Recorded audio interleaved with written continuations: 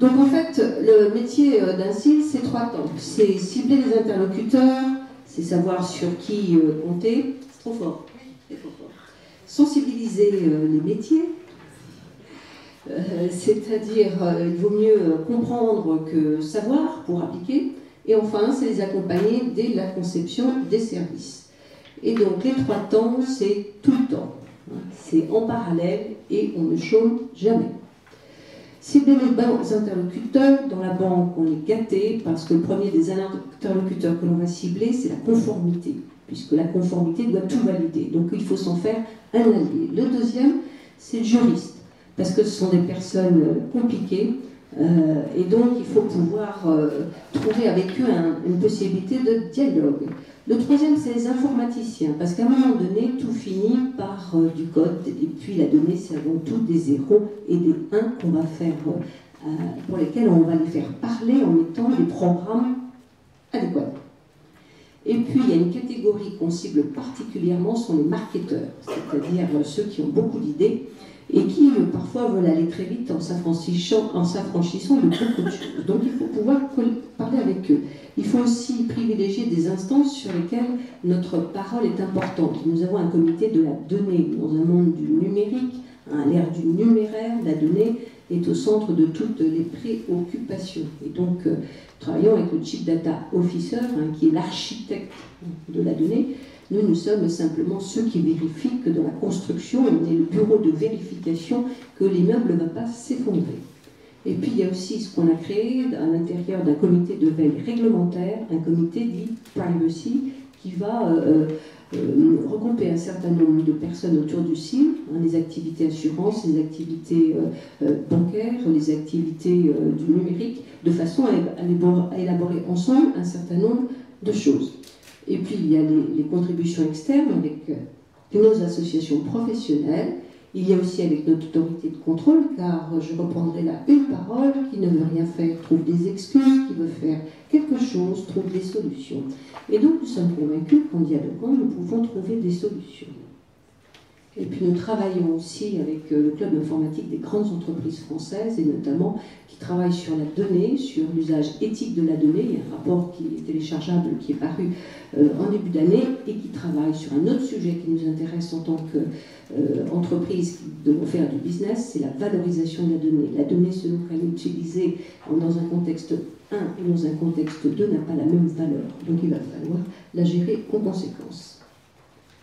Et repartir aussi de ce principe de fond, aide-toi, le ciel t'aidera. Et pour s'aider, donc on va faire un certain nombre de choses. On va sensibiliser, on va former, on va mettre en place une boîte à outils. On va sensibiliser, donc on va faire un certain nombre de choses qu'on appelle des ateliers sous des formats différents, 90 minutes, 3 heures, tout dépend du ciblage que l'on aura fait, du profilage que l'on aura fait avant d'inviter les personnes.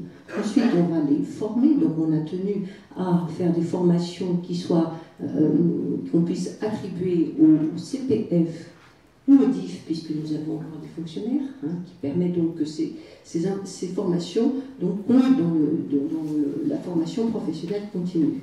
Et on a fait aussi en sorte que les intervenants, nous retrouvions une certaine mixité, quelqu'un du service CIL, un juriste, un informaticien.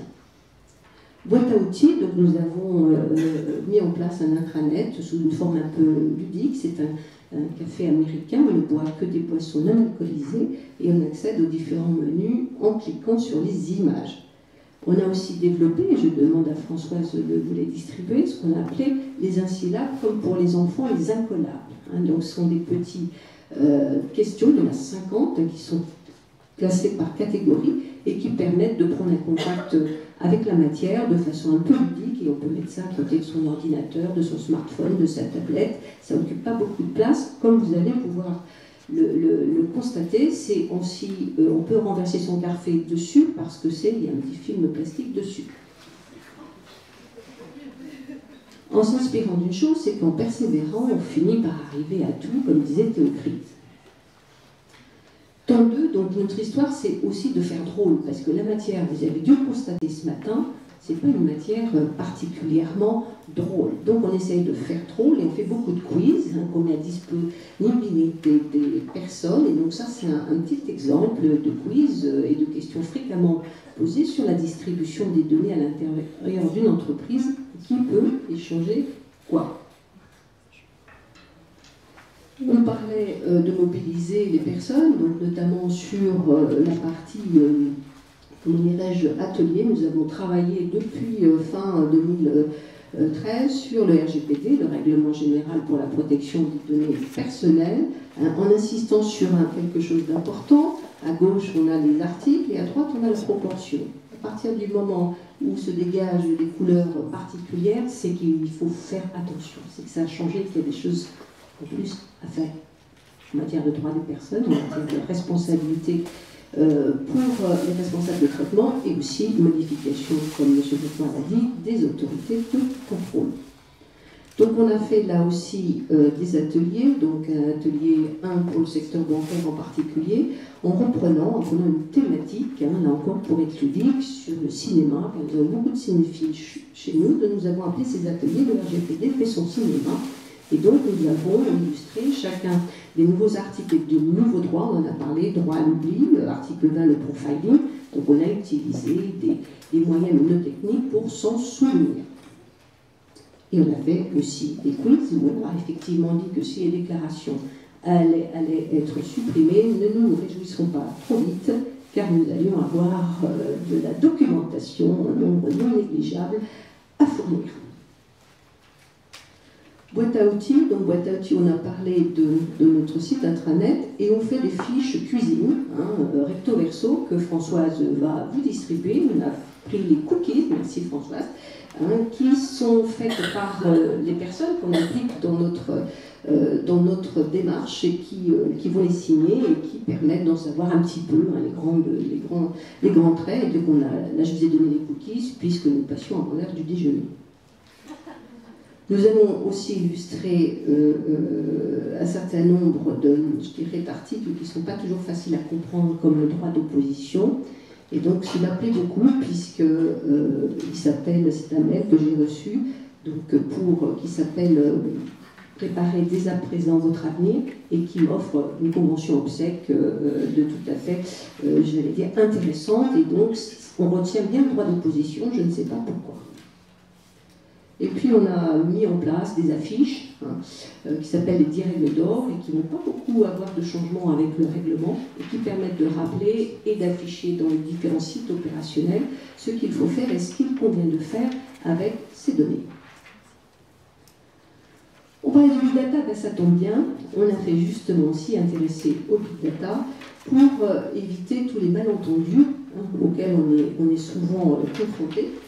Et donc, on a commencé par faire ce qu'on appelle une conférence de sensibilisation sur ce sujet-là, donc en prenant comme thématique est-ce que l'innovation est soluble dans la loi informatique et liberté. Donc, la réponse a été oui, donc ça, c'est la bonne nouvelle. Et après, comment on s'y prend? Donc, on a fait intervenir un certain nombre de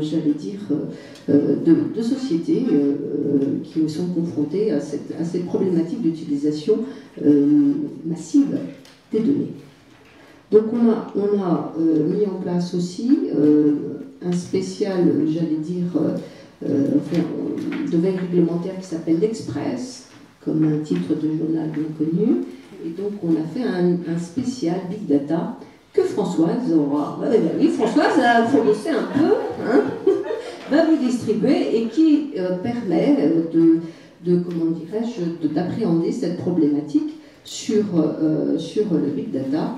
Et donc dans notre boîte à outils, nous avons suivi depuis la votation par le Parlement du règlement, donc les textes successifs que nous avons mis en parallèle, en montrant quelles étaient les différences, et notamment nous avons suivi avec attention tout ce qui pourrait nous concerner en matière de Big Data.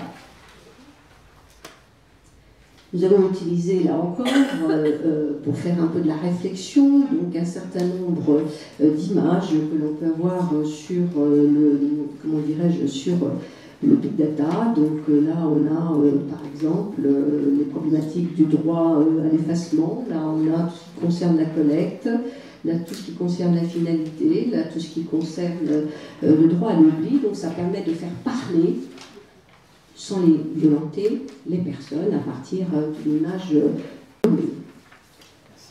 Et aussi, nous les avons rassurés, c'est que le RGPD prévoit tout sur le big data, donc notamment le considérant 38 va nous aider beaucoup, puisqu'il dit que parmi les traitements légitimes, il y a le marketing direct et la lutte antifraude. Donc, j'allais dire, nous voilà rassurés. Nous voilà rassurés, bien évidemment, et encore plus si nous observons 3 principes de fond: la bonne information, toute l'information, mais la bonne information, le consentement, on en a parlé, et après ce qu'on appelle l'autodétermination, c'est-à-dire la possibilité pour la personne d'accéder à ces données. Chance, le règlement nous obligera à fournir sur des moyens numériques, donc toutes les données qui concernent une personne. Et donc, comme il y avait certains doutes entre la compatibilité du règlement et la possibilité de faire du big data, le big data n'est qu'un outil, comme le flux, le data warehouse qui est encore là.